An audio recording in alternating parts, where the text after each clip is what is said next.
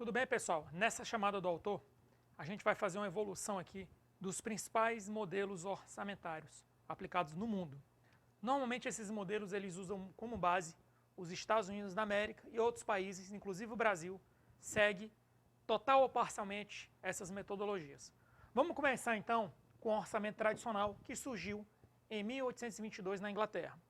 Primeira coisa, qual é a dimensão, certo, desse orçamento? Esse modelo orçamentário, ele tinha uma dimensão, que é o objeto do gasto, é o que você vai comprar. Então a dimensão aqui era o objeto do gasto. Objeto do gasto. Esse objeto do gasto, a gente observa inclusive nos modelos atuais, que é o elemento da despesa, ele está aqui. O foco desse orçamento era ser um instrumento de controle político, para, no caso da Inglaterra, limitar os poderes do rei. Então, foco. Controle político. E o controle, os órgãos de controle atuavam em que sentido? Eles atuavam no sentido de garantir a legalidade do orçamento e a honestidade dos agentes. Ou seja, o controle tinha como foco honestidade dos agentes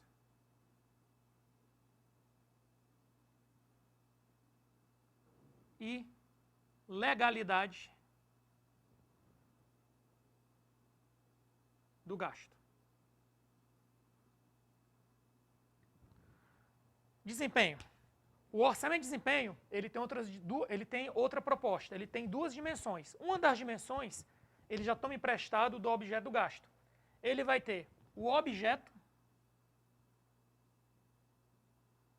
mais o programa de trabalho.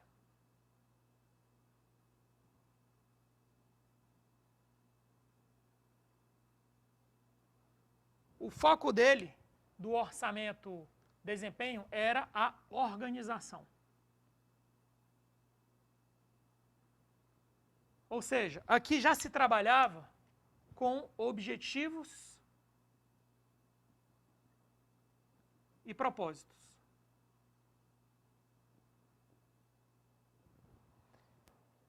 Qual é a diferença do orçamento de desempenho e do orçamento tradicional para o orçamento programa? É que no orçamento programa, você já conciliava planejamento com execução. Perfeito? Só completar aqui. Orçamento programa, que também é conhecido como PPBS.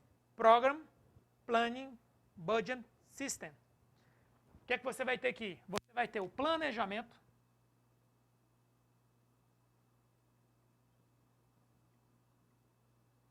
você vai ter a programação, essa programação que você tem que entender como priorização, e você vai ter a orçamentação.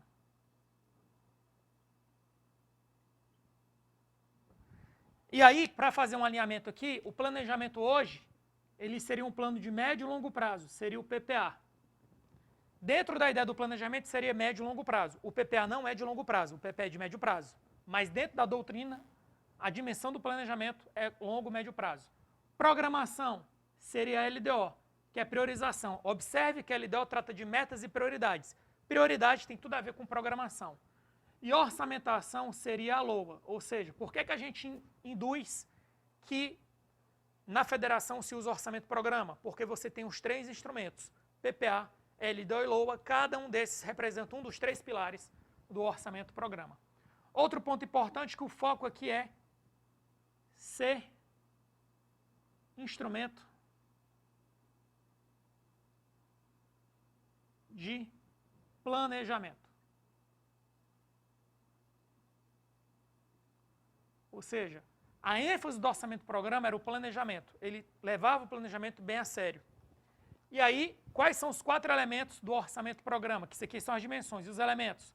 Você vai ter aqui os objetivos e propósitos.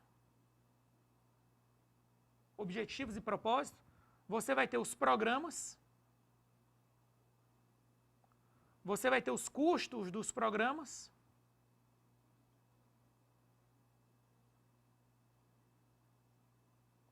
e você vai ter as medidas de desempenho.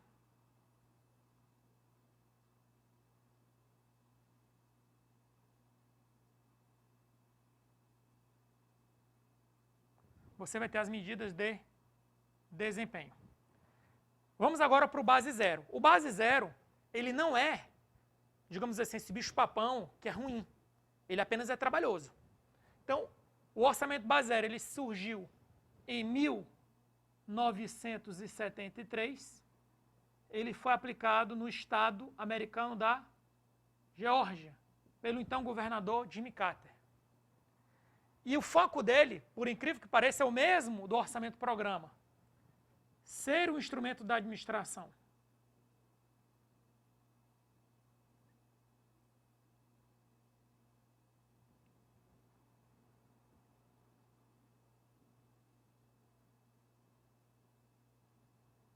E entre os seus elementos, eu vou destacar aqui dois. Você vai ter as unidades de decisão,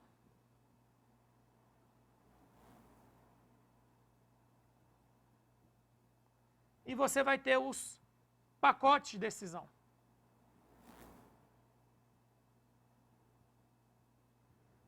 O que é que o orçamento base zero ele traz assim de novidade em relação principalmente ao orçamento programa? É que o orçamento base zero ele parte da seguinte premissa: não existe nenhuma despesa com, digamos assim, direito de existir. Toda despesa deve ser justificada. Ponto. Toda despesa deve ser justificada, inclusive os gastos previdenciários, inclusive os gastos com o pessoal, inclusive as obras que estão na metade. Tudo tem que ser justificado a cada ciclo orçamentário. Outro ponto importante é que alguns consideram o orçamento base zero uma técnica, por quê? Porque as suas unidades de decisão elas podem ser, por exemplo, elas podem ser unidades. Se a tua unidade de decisão for uma unidade organizacional, você pode usar o orçamento de desempenho, você pode usar o base zero atrelado ao desempenho. Se a tua unidade de decisão for a ação orçamentária e o seu pacote de decisão for um programa, então você pode usar o base zero dentro do orçamento do programa. Por isso que alguns consideram o orçamento base zero técnica, porque ele pode ser acoplado a outros modelos orçamentários. Perfeito? Incremental. O incremental, e ponto importante, esses quatro aqui de cima são os mais importantes. Esses quatro de baixo caem com menor frequência em prova. Incremental. O incremental são ajustes marginais. Ajustes marginais. Ele caracteriza a ausência de planejamento.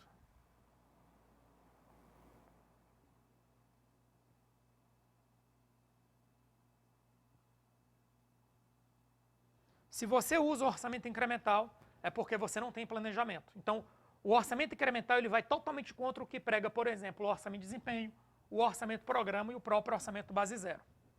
Outro ponto importante, que é o orçamento participativo. Quero fazer uma diferença de orçamento participativo para gestão participativa. No orçamento participativo, você tem uma combinação da democracia direta com a democracia representativa.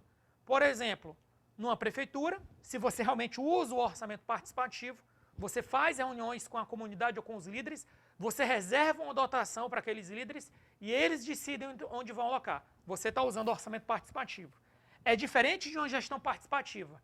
A gestão participativa é você faz uma assembleia, uma consulta pública, escuta, mas não dá o poder direto sobre a alocação do recurso.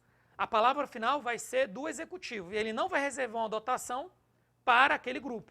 Ele mesmo vai decidir. Ele pode até ouvir, ele pode até subsidiar-se daquele debate, mas ele não vai reservar uma dotação para aquele grupo, que é o que ele faz no orçamento participativo. Então, gestão participativa, todos os entes, inclusive a União, faz, só que tem uma diferença.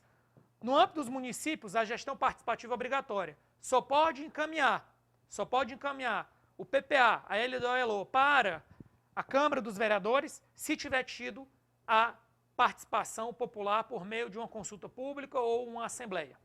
No caso dos estados e da União, incentiva-se a realização dessas audiências, mas isso não é pré-condição para se enviar o projeto de lei do PPA, da LDO e da LOA. Tem uma diferença, então, a gestão participativa dos municípios é obrigatória, dos estados e da União é facultativa. Orçamento participativo não é obrigatório e ele é diferente de gestão participativa, que você apenas faz a reunião, mas não é obrigado a considerar. Por fim, eu trago duas evoluções que ocorreram nos Estados Unidos, inclusive há certo tempo. Pode ser que, inclusive, eles já estejam com certeza eles já estão com outra metodologia, que em breve a gente deve ter conhecimento. Mas, nos Estados Unidos, em 1993, surgiu o novo orçamento de desempenho, que basicamente ele reformula a estrutura de programa, sistema de mensuração de desempenho e sistema de custos. Nesse sistema de mensuração de desempenho é dado uma ênfase na efetividade ao invés da eficácia, ou seja, foco nos resultados e não nos produtos. Isso, inclusive, eu coloco no nosso livro, na nossa obra. E o último modelo, que já está divulgado aí, é o PART, que é Program Access Rating Tool, que basicamente é um programa de ranqueamento, é uma ferramenta de ranqueamento de programas. E aí, basicamente, essa ferramenta ela tem um questionário baseado em evidências, que tem 4 grandes campos.